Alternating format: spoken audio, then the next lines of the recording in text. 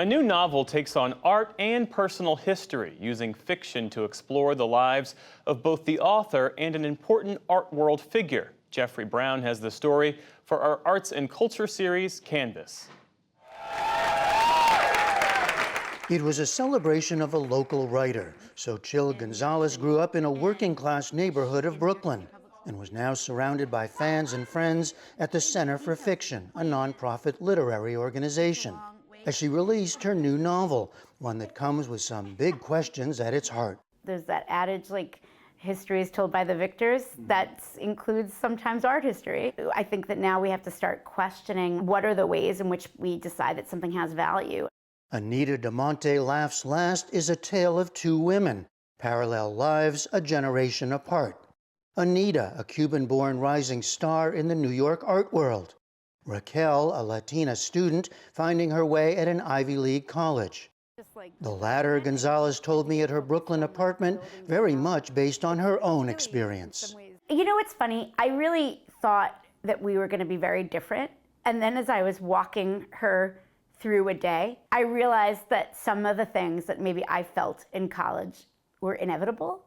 That kind of change and not really being able to expect it, and then not being able to maybe explain it to your family, like your baseline, it results in a little bit of isolation. It's you bumping up against issues of class and race. Class and race, and I think just sort of conditioning to some extent. Gonzalez, daughter of a Puerto Rican mother and Mexican-American father, was raised by her maternal grandparents. She attended public schools and then, through scholarships and loans, Brown University, where she struggled at times with feelings of dislocation, whether she was prepared enough and belonged there, and whether others thought so. All captured later in her fictional character, Raquel.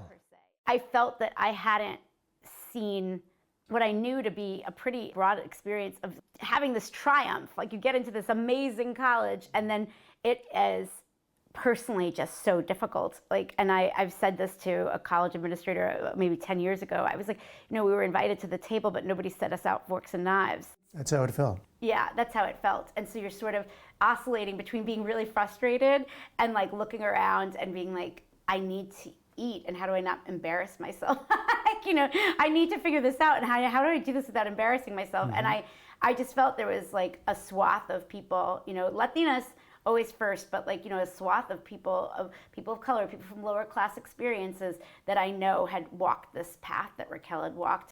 In fact, it would take Gonzalez herself almost 20 years after graduating before she took up writing. She built a wedding planning business for her term, rich hipsters, experience that found its way into her breakout debut novel, Olga Dies Dreaming. I had to make a living first. There were a lot of loans. I walked out and there was a lot of loans, and I think it felt to me a little daunting.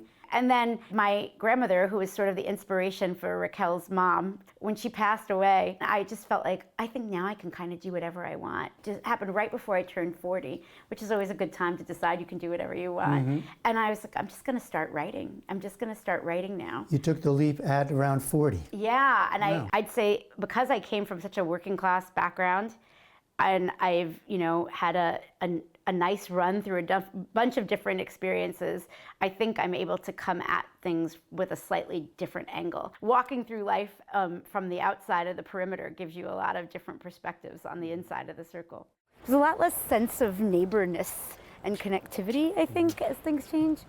And that's probably the thing I'm the most obsessed with. She's also now bringing that perspective to cultural change in her city and others, writing essays on gentrification, race, and class for The Atlantic. Last year, she was a Pulitzer Prize finalist for her commentary. The new novel's dedication gives a clue to its other main character. Anita is based on the real-life Ana Mendieta, a performance artist, sculptor, and painter best known for incorporating her own body into her work, often set in nature. Tragically, she's also known for her death in 1985 at age 36, when she fell or was pushed out of an apartment window. Her husband, Carl Andre, older and a major figure in the art world when the two met, was charged with her murder, but acquitted. His place in art history is assured, but what of hers? Gonzalez wondered why she herself had barely heard of Mendieta, even studying art history in college, and only learned of her by accident outside the classroom. The discovery of Ana Mendieta, or the discovery of kind of Caribbean art and Puerto Rican art, it was my first time realizing that I have to seek out legacy and what can I do to learn my own history and talk about it and give it some space. And I think it made me just realize that you can't just take everything at face value. My youthful presumption was, oh, well, then it mustn't be good enough to not be in this classroom. And suddenly I was like, oh, or maybe that's not quite the case. And I have to just work and try to nudge in the narrative and add people in. In a recent New York Times article, the family of Ana Mendieta raised concerns about fictionalizations of her life and death, including this one. Her estate refused to let us show photos it owns of the artist or her work. For her part, Gonzalez says this of her decision to give Mendieta a fictional voice. I don't think that artists should ask for permission to make their art. To me, I felt that I was respectful to the story. I was very clear about how I felt about what happened to her legacy in the aftermath. And I felt it was also about the influence that she's had on other generations, including myself and my generation. And so to me, that was the highest form of respect that I could probably pay.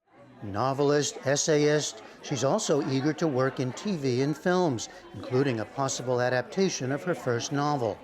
Gonzalez says there's one clear thread in all her work. What I always try to center in all of my pieces, like in Olga and in this book, is this is a Latino experience, but it's an American experience. And these are, American women, and I want to see those experiences reflected.